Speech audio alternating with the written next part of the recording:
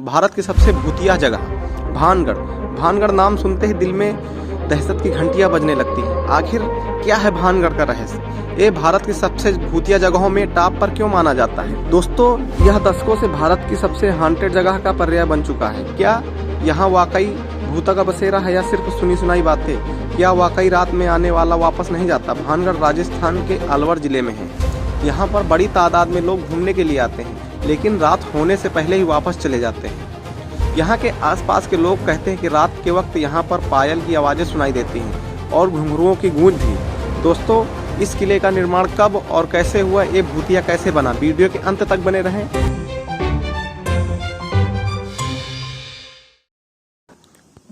दोस्तों, ये किला अरावली की पहाड़ियों में सरिस्का अभयारण्य की सीमा पर मौजूद है। ये किला पहली नज़र में ही देखने में अजीब और डरावना एहसास पैदा करता है। कहानियां हैं यहाँ की कि यहाँ पर भूत बसते हैं और यही वजह है कि धीरे धीरे गांव की आबादी इस जगह से काफी दूर हो गई। खास बात यह है किले की देखरेख भारत सरकार द्वारा की जाती है। किले के चारों तरफ भारतीय पुरातत्व सर्वेक्षण ASI की टीम मौजूद रहती है।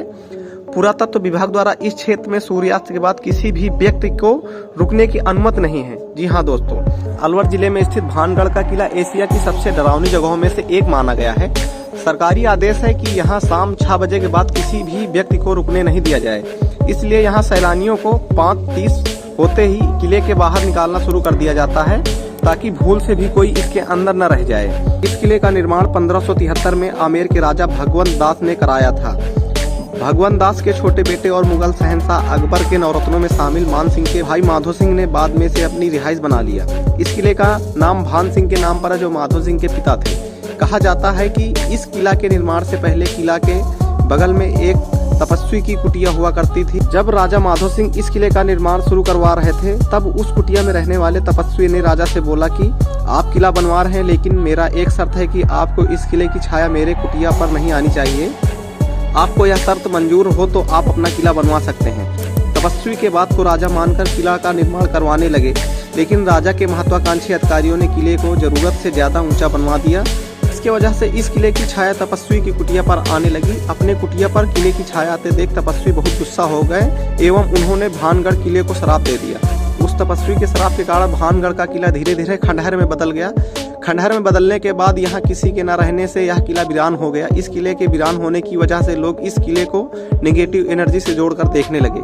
तो दूसरी कहानी बहुत ही प्रचलित है। कहा जाता है कि किले की राजकुमारी रत्नावती इस किले के सर्वनाश का कारण थी। राजकुमारी के प्यार में पड़ा एक तांत्रिक था जो राजकुमारी को साजिश रचकर हासिल करना चाहता था। दोस्तों, सेवरा सिंधिया नाम का जादूगर था। एक बार तांत्रिक ने जब इस खूबसूरत राजकुमारी को देखा तो इनकी खूबसूरती को देखते ही प्यार करने लगा, लेकिन तांत्रिक को पता था कि राजकुमारी उसे कभी प्यार नहीं करेंगी। एक दिन जिस दुकान से रानी के लिए इत्र जाता था, जो इत्र रानी के लिए जाने वाला था, उसमें ऐसा जादू किया कि इत्र लगाते ही तांत्रिक की ओर खींचा चला आए। राजकुमारी की सहेली ने सिंधिया सेवड़ा को इत्र की बोतल पर काला जादू करते हुए देख लिया था, लेकिन वो डर की वजह से दुकान में कुछ नहीं बोल पाई। राजकुमारी को जैसे ही काले जादू की बात पता चली, उन्होंने वो इत्र की बोतल पड़े हुए एक विशाल आकार के पत्थर पे दे मारी। पत्थर पर पड़ते ही वो बोतल टूट गई और सारा इत्र उसी पर बिखर गया। और दोस्तों, इस तरह से इत्र पर किया गया वो काला जादू उस पत्थर में आ गया। उसके बाद वो पत्थर खुद ब खुद लुढ़कते हुए सेवड़ा सिंधिया की तरफ बढ़ने लगा। दरअसल सिंधिया ने उस इत्र पर ऐसा जादू किया था कि जो भी कोई इस इत्र को लगाता वो खुद ही उस तांत्रिक सिंधिया की तरफ खींचा चला आता, जो कि वो इत्र पत्थर पर लग गया था। इसलिए वो पत्थर तेजी से उसकी तरफ ही बढ़ने लगा और पत्थर ने लुढ़कते हुए उस तांत्रिक सिंधिया को कुचल दिया, जिससे उसकी मौत हो गई।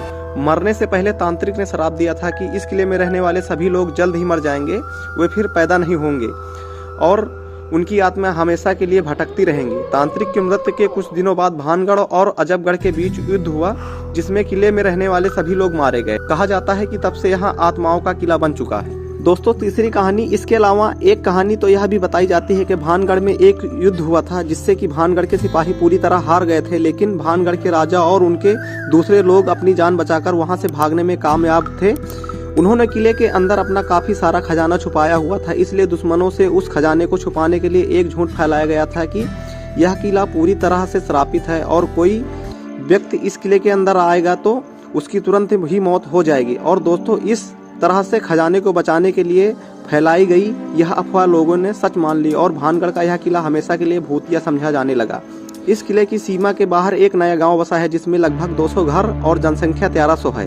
भारतीय पुरातत्व विभाग का यहाँ पर अपना ऑफिस न बनाना, ये सभी चीजें कहीं न कहीं इस बात की तरफ इशारा करती हैं कि हमारी सरकार भी भूत प्रेत में विश्वास रखती है। और दोस्तों सोचिए, जब सरकार की तरफ से ही ऐसे कदम उठाए जाएंगे तो फिर जाहिर सी बात है कि आम लोग तो इस किले को सच में ही श्रापित समझेंगे। अगर आप भानगढ़ किले के अंदर जाना चाहते हैं और अगर आप भारतीय हैं तो आपको 25 रुपए प्रवेश शुल्क देना पड़ेगा, लेकिन वहीं अगर आप एक विदेशी पर्यटक हैं तो आपको शुल्क के रूप में 200 रुपए देने होंगे।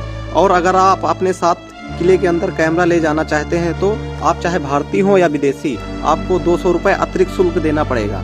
दोस्तों आपको वीडियो कैसा लगा आप कमेंट में जरूर बताएं। जय हिंद।